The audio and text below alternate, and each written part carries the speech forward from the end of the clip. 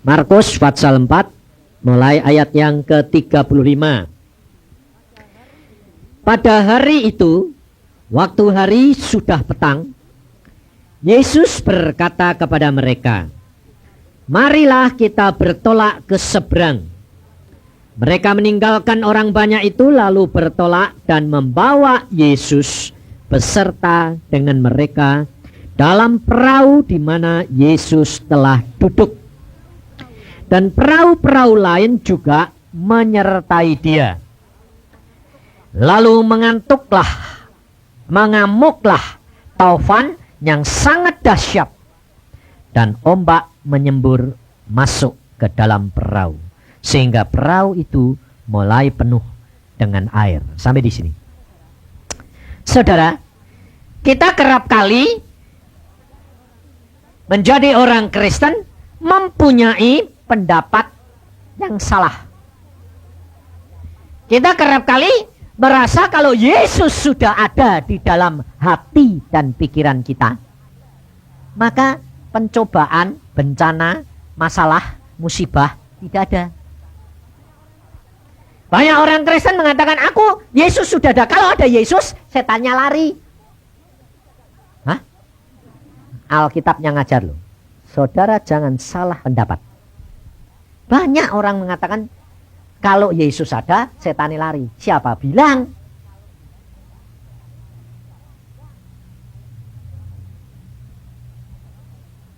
Pada waktu Yesus ada di bait Allah, setannya ada enggak di dalam bait Allah? Ada, jangan salah ngerti saudara. Kita kerap kali salah jadi orang Kristen, sehingga akhirnya kita ditipu setan. Kalau Yesus ada, setannya lari. Mana? Alkitab bilang tidak. Yesus pun, setan pun sampai sekarang masih ngadep sama Allah. Lalu orang Kristen berkata, surga sudah tidak ada setan. Siapa bilang? Alkitab yang ngomong, sampai sekarang setan masih mengadu, menuduh, menuntut saudara di hadapan Allah. Jadi kalau kita menjadi orang Kristen, kalau punya pendapat yang salah, kita tidak dapat menggunakan kuasa Allah dengan tepat. Kita kerap kali juga berkata begini, Tuhan usir setan itu, betul tidak? Kita kerap kali masih ngomong gitu tidak? Gak boleh saudara. Yesus sudah di surga. Yang diganggu Yesus atau saudara? Manusia toh? Jadi yang harus ngusir setan siapa? Kita. Tapi kita doanya bilang, Tuhan usir. Loh, Tuhannya bingung. Tuhan bilang, loh, kamu yang harus ngusir. Aku pergi ke sana, segala kuasa di dunia dan di surga dan di dalam tanganku, dan aku beri kamu kuasa. Jadi yang ngusir siapa? Saya, gitu loh. Gitu. Kalau kita itu rombongan, memang imanmu itu iman rombongan terus kok. Saya, gitu. Jadi, saudara perhatikan, di dalam firman Tuhan ini, pada waktu Tuhan Yesus mengajak murid-muridnya pergi ke seberang, loh, Tuhan Yesusnya duduk di perahu, turut enggak? Hah? Turut. Ada angin ribut datang enggak? Berarti angin ributnya ini takut sama Yesus enggak? Hah? Kenapa? Kok enggak? Sebabnya saudara harus tahu, ini adalah peristiwa di dalam dunia yang harus terjadi. Angin ribut ini termasuk kejadian-kejadian alami enggak? Hukum alam enggak? Nah, hukum alam itu hukumnya siapa? Hukumnya Allah. Jadi kalau sekarang ini ada banjir, ada gempa, ada longsor, ada apa-apa, itu normal enggak? Hah? Normal enggak? Nah, kenapa diizinkan Tuhan? Kalau saudara berkata itu normal, ya kenapa diizinkan Tuhan? Supaya saudara itu tahu. Sebab ada Allah yang maha kuasa. Sebab kalau kamu tidak ada musibah, kamu tahunya butuh Allah di mana? Tidak butuh. Segala sudah sehat, tidak butuh Allah. Sakit, dokter bilang, no, tidak ada harapan baru. Tuhan, betul. Nah, jadi kalau ada masalah, ada musibah, karena apa? Karena Tuhan mau menyatakan dirinya bahwa masih ada pertolongan bagi saudara dan saya. Ini loh. Maka orang Kristen kerap kali apa? Tidak punya kuasa, kenapa? Tenggelam di dalam masalah. Tenggelam di dalam masalah. Punya masalah? Nah ya, aku kok gini, nasibku kok begini. Nah mengapa? Tanyanya mengapa itu sepanjang hari. Nah, Tuhannya tidak datang-datang. Nah, tunyaannya mengapa. Imannya tidak ada. Yang kedua, kenapa orang Kristen kerap kali tidak punya kuasa? Merasa seperti murid-murid. Kalau di dalam perahu, di lautan, dia tidak butuh Yesus. Karena yang ahli dia nelayan semua, sudah biasa. Jadi saudara menghadapi hidup ini, wah sudah biasa. Ada masalah sudah biasa. Contohnya, Pak Bertus ini pemborong membangun bangunan. Nah, kira-kira kalau mau gambar lalu mau bangun ini butuh Tuhan enggak? Enggak butuh Tuhan kalau rasanya itu bangunan biasa. Ya, tapi nanti kalau menghadapi masalah baru tukangnya sakit terus. Jadi enggak bangunan ini. Lah kalau sudah janji waktunya enggak jadi, bakal didenda enggak? Nah, kalau sudah tukangnya sakit terus baru bilang apa? Tuhan, ini kok sakit terus ini enggak jadi, aku bakal rugi nih. Loh, ya toh? Maka dari itu saudara, kita harus belajar. Di dalam setiap tindakan dan perbuatan, kita harus berdoa. Kenapa? Saudara tadi nyanyi, pimpin aku Roh Kudus supaya sampai kepada seluruh kebenaran. Buat apa Roh Kudus itu diberikan saudara, kalau saudara ini tidak pernah minta pimpinan? Kita kerap kali kalau merasa sudah biasalah, jadi tidak perlu. Coba saudara, kalau kamu tidak bisa tidur, matamu melotot terus nih. Kamu bisa tidur, kebanyakan tidur, kerap kali bilang apa? Biasa. Tapi coba ngalamin tidak bisa tidur, kamu matamu melotot. Kalau ada orang seperti di Jakarta itu, 8 tahun tidak pernah tidur. Rasain. Sampai saya kaget. Saya tanya, berapa?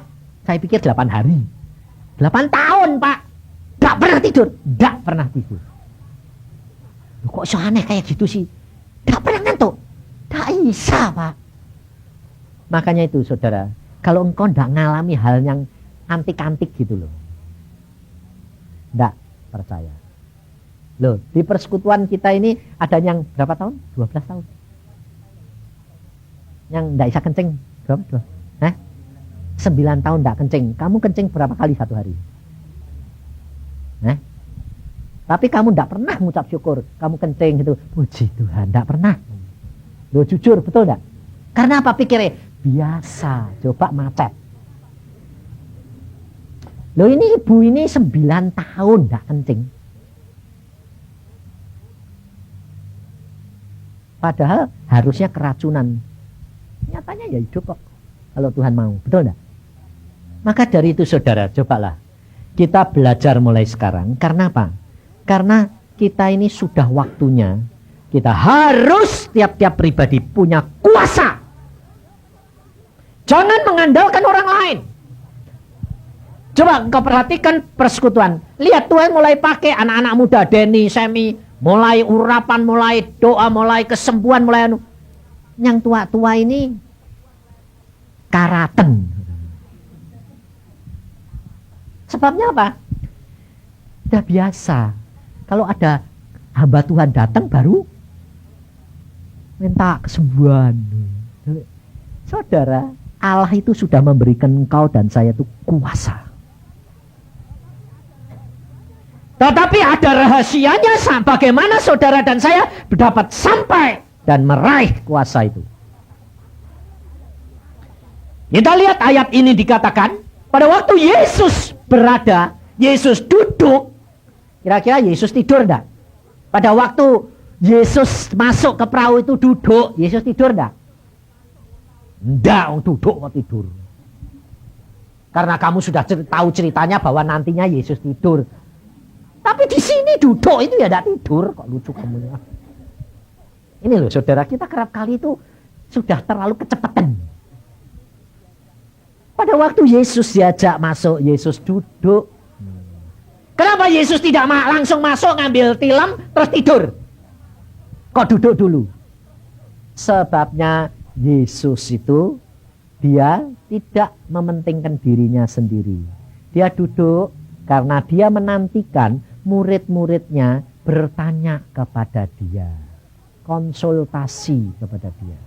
Tapi murid-muridnya tidak pernah.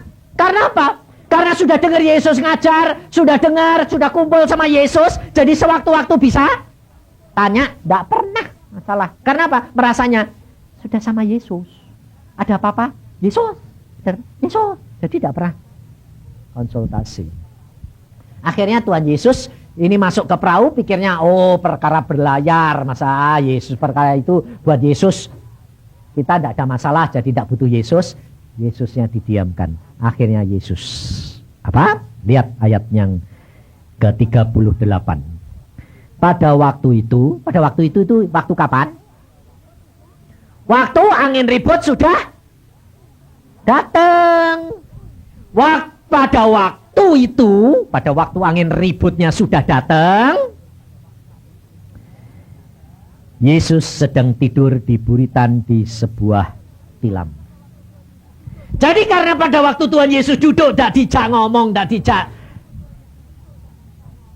konsultasi, ya sudah toh, Yesusnya tidur. Saudara, pada waktu Yesus tidur, angin ributnya datang. Setelah angin ribut datang, saya yakin mereka tidak membangunkan Yesus sebelum putus asa. Pada waktu angin ribut datang sebentar, dia pikir biasa, tidak bakal mereka membangunkan Yesus. Tetapi setelah mereka berjuang, ayat ini dikatakan, ayat yang ke-37,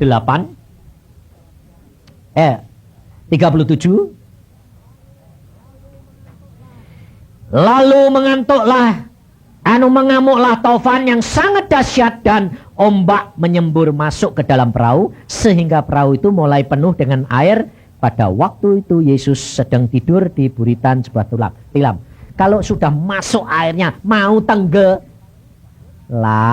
baru ribut Yesus. Ini keadaan ini melanda kehidupan orang Kristen. Biasanya teriak-teriaknya Yesus kalau sudah terlambat atau permulaan angin ribut. Kalau sudah mau tenggelam. Jadi kalau kena penyakit sedikit belum teriak. Nanti kalau sudah mau game baru Tuhan. Nah, telat, saudara. Makanya kerap kali saya katakan kalau orang sudah dia bilang, Pak, saya kena ini. Terus dokter bilang apa? Sudah parah. Sudah stadium keempat. Terus apa Pak yang saya lakukan? Mengucap syukur. Percaya saja. Mati untung. Loh, sebetulnya yang saya katakan itu omongannya Tuhan Yesus enggak? Coba perhatiin. Tuhan Yesus bilang apa? Di dalam ayat yang ke-40. Lalu Yesus berkata kepada mereka, mengapa kamu begitu takut? Mengapa kamu tidak percaya? Jadi sebetulnya Kalau kapal itu seandainya perahu itu karam sekalipun, kita bakal karam apa enggak? Kalau perahu itu karam sekalipun, kita bakal mati enggak? Mati? Enggak. Enggak. Kenapa? Kalau kita bakal mati, Yesus enggak bakal bilang apa? Mengapa kamu begitu takut? Itu kan teguran toh. Karena mereka itu kapal mau karam, mereka takut mati, maka Tuhan Yesus berkata, mengapa kamu begitu takut? Betul enggak? Berarti kalau Tuhan Yesus negor gitu itu, sebetulnya kamu nih, sebetulnya kalau di perahu sama Yesus, itu kamu bakal mati apa enggak? Enggak. Yesus bilang apa di dalam peristiwa Lazarus sama Marta? Barang siapa yang percaya kepadaku, dia tidak akan mati, tapi hidup. Nah, kita lihat di dalam Yohanes supaya saudara tahu. Yohanes pasal 11 ayat 25. Jawab Yesus, akulah kebangkitan dan hidup. Barang siapa percaya kepadaku, ia akan hidup walaupun apa? Ia sudah mati. Dan setiap orang yang hidup dan yang percaya kepadaku tidak akan mati selama-lamanya. Saudara percaya enggak hal ini? Percaya dah? Tapi saudara harus tahu yang dimaksud Yesus itu yang mana. Kalau engkau percaya, kau akan hidup. Biarpun mati, akan hidup. Nah, saudara harus tahu. Lazarus mati, tapi akhirnya hidup. Tapi Lazarus akhirnya mati lagi enggak? Mati. Mati. Tapi hidup di dalam surga.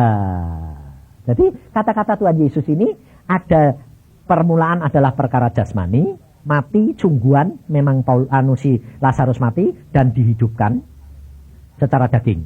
Tetapi Tuhan Yesus ngomong yang kedua, itu perkara roh. Maka dari itu, saudara ini kalau harus baca Alkitab, harus belajar benar-benar.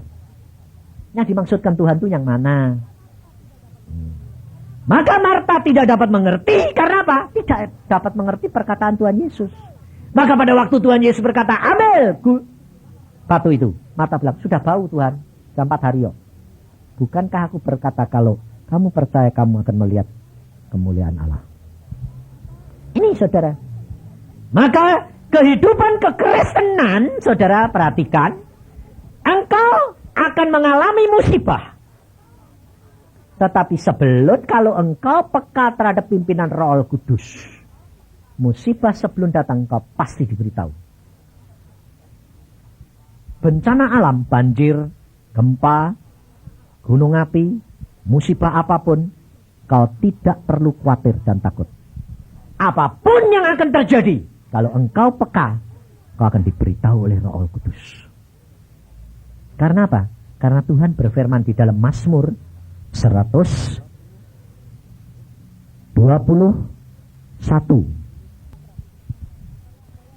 Kita perhatikan saudara, supaya saudara ini membaca Alkitab secara keseluruhan, supaya saudara tahu tak saatnya yang tepat saudara ini bertindak. Kalau tidak, engkau tidak punya kuasa.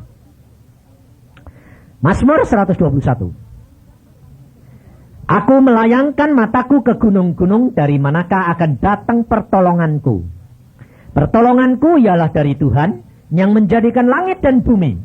Ia takkan membiarkan kakimu goyah. Penjagamu tidak akan terlelap. Sesungguhnya tidak terlelap dan tidak tertidur penjaga Israel. Tuhanlah penjagamu, Tuhanlah naunganmu di sebelah tangan kananmu. Matahari tidak menyakiti engkau pada waktu siang, atau bulan pada waktu malam. Tuhan akan menjaga engkau terhadap segala kecelakaan. Ia akan menjaga nyawamu. Tuhan akan menjaga keluar masukmu dari sekarang sampai selama-lamanya. Coba, saudara. Kalau Tuhan yang menjaga, Tuhan akan memberitahu enggak? Nah, ayat ini berkata, Tuhan penjagaku. Nah, lalu enggak bertentangan enggak sama tadi yang saya katakan? Lalu kamu berkata, Tuhan jagai aku dong. Bertentangan enggak? Hah? Tidak. Saudara salah. Kalau saudara di ayat ini berkata, Allah penjagaku. Lalu kamu berkata, Tuhan jagai aku. Ini kurang ajar. Sekarang saya anak bapak. Saya ngomong sama anak saya kecil. Jangan takut. Tidur. Bapak penjagamu. Lalu anak saya setiap kali bilang, Pah jangan tidur dong, Pah jagain aku. Kurang ajar. Lah, saya bilang begitu, saya merintah pembantu saya satpam jaga. Ya gitu dong. Masuk bapak suruh tidak tidur jaga terus anak enak-enak. Loh, hah? Nggak kurang ajar itu. Kamu berdoanya harus begini, Bapak. Aku percaya Engkau penjagaku, tapi aku tahu Tuhan, Engkau kan punya malaikat yang Engkau suruh jaga aku kan malaikat. Sebab ada ayat. Malaikat akan diperintahkannya untuk menata engkau, melayani engkau. Loh. Jadi jangan lalu Alkitab berkata, engkau penjagaku, jagai dong Tuhan. Wah, itu kurang ajar namanya. Maka engkau kerap kali, cuma untungnya Tuhan itu sabar. Yang belum tahu, ya dituruti. Contohnya kayak orang baru bertobat, orang Chinese ini baru bertobat. Dia pada waktu dikasih tahu, Pak anak saya sakit, kalian yang sembahyang, Allahmu itu penyembuh. Nah, dia tidak tahu, belum baca Alkitab. Dia ngomongnya bilang, Tuhan lu tahu anak gua sakit, sembuhin dong. Jarang itu merintah enggak? Hah? Nah kira-kira kalau kamu yang sudah jadi anak Tuhan tahu firman, kamu berani ngomong gitu enggak? Enggak berani. Kalau kamu yang ngomong gitu, Tuhan nih nyembuhin pada malah dicelentiin, kamu kurang ajar kamu. Tapi karena ini orang baru bertobat, dia enggak apa-apa. Tuhan tahu dia belum tahu apa-apa. Sembuh langsung anaknya dalam nama Yesus. Sembuh anak, sembuh. Sampai hamba Tuhan bilang, nah ya Tuhan, kalau aku yang sembahyang gitu enggak bakal buat sembuh deh. Nah, bayangin, lu sembuhin dong anak gua sakit ini. Bayangin Tuhan dilulu. Wah. Tapi Tuhan itu rendah hati. Tuhan lihat hati. Kalau saudara yang ngomong gitu, dipukul gitu, ajar. Maka dari itu saudara, kita harus sadar. Kita harus mengagungkan Roh Allah Kudus. Roh Allah Kudus yang sekarang zaman akhir ini, yang ada di dalam dunia, ini Roh Allah Kudus.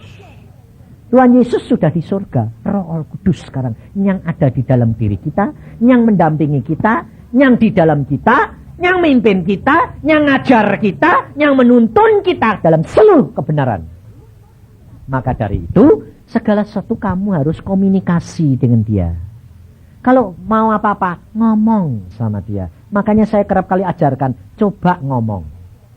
Jangan nanti kalau sudah kecepet, kepepet, sudah tidak ada jalan, kamu berkata, aku tidak bisa. Memang saudara dan saya tidak bisa. Kalau kamu bisa, kamu akan dibikin tidak bisa sama Tuhan. Contohnya, murid-murid. Dia nelayan, dia ahli dalam perahu, tapi Tuhan biarkan angin ribut melanda dia sampai mereka putus asa. Karena apa? Tuhan mau memberitahukan manusia terbatas, tapi Allahmu tidak terbatas. Saudara dan saya punya kelebihan. Orang dunia, harapan usaha, pakai uang, pakai segala, terbatas.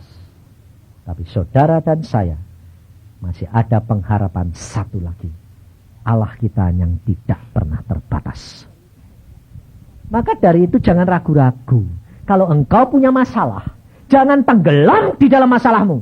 Kamu beritahukan kepada Tuhan, sampaikan, habis itu tinggal ngucap syukur. Dia pasti selesaikan. Kerap kali kita terus terang kurang berani meninggalkan masalah. Masalah itu tetap menghantui, tetap. Lalu di dalam pikiran kita berkata, Tidak mungkin, tidak bakal mungkin. Kalau saudara katakan, memang tidak mungkin secara manusia, tapi di dalam Yesus mungkin. Karena di dalam Dia tidak ada yang mustahil. Saudara perhatikan, Tuhan Yesus pada waktu angin ribut itu datang, Dia cuma mengatakan, diam. Percaya. Jangan lalu di sini kalau sudah bertindak dalam nama Yesus, di sini bilang, jadi tidak ya? Wah, jangan-jangan tidak jadi. Tidak bakal jadi. Asal engkau ragu-ragu, tidak jadi. Seperti minggu yang lalu. Hari Sabtu, saudara. Jumatnya itu saya, Semi, Hindarto, sama Evi. Doa, perang. Nah, waktu peperangan, Semi berkata, Tuhan, aku minta besok hujannya itu berhenti jam 1 sampai jam 10. Habis itu biar hujan. Dari pagi saudara, hujan terus. Sampai saya bilang, mendungnya gelap hujan terus. Ini nanti jam 1 berhenti tenan apa enggak ya? Saya yang ngomong gitu sama Tuhan. Tuhan, Semi sudah sembahyang gitu loh. Engkau mesti buktikan karena dia punya iman. Dan engkau mesti lakukan karena ini malaikatmu yang melakukan semua perkara. Karena ini anakmu berdoa. Nah, saya tinggal nonton. Jam 12 masih hujan. Jam setengah 1 masih hujan. Persis jam 1 dia keluar. Saya kira dia juga agak deg-degan sedikit. Mesti, tak mungkin. Aku ya kerap kali gitu. Jam 1 dia keluar, berhenti. Sampai sore, sampai malam kita pulang, berhenti. Saya bilang, mendungnya tetap, tapi tidak hujan. Maka dari itu saudara, kalau engkau tidak praktek sendiri, engkau tidak akan melihat kemuliaan Allah. Saya diajar oleh Tuhan mengalami secara pribadi. Dan saya terus terang dapat pelajaran banyak melalui istri saya. Istri saya ini kalau tengah malam dia bangun, dia bisa tidur atau kepalanya sakit gitu. Dia bangunin saya, dia bilang gini, yang sakit, terus sembahyang. Aku deh sembahyang biasa, gak mau dia, tumpangi. Ya weh, tumpang, sambil ngantuk-ngantuk loh, be anang. Dalam namanya, jangan ganggu. Ini cekot-cekot segala macam, bikin orang gak bisa tidur enak. Dalam nama Yesus, sempurna, tidur. Terus saya karunia lidah, belum 5 menit. Saya malah belum tidur, ya, loh kok sudah tidur. Amin, puji Tuhan, tidur. Saya tidur. Kemarin juga begitu, kemarin dulu. Saya sudah tidur, dia bilang, aku udah bisa tidur. Jam 12 lebih ini udah bisa tidur. Kenapa udah bisa tidur? Saya dibangunin. Saya bisa tidur. Kamu kok tidur enak? Aku ya enak tidur ya.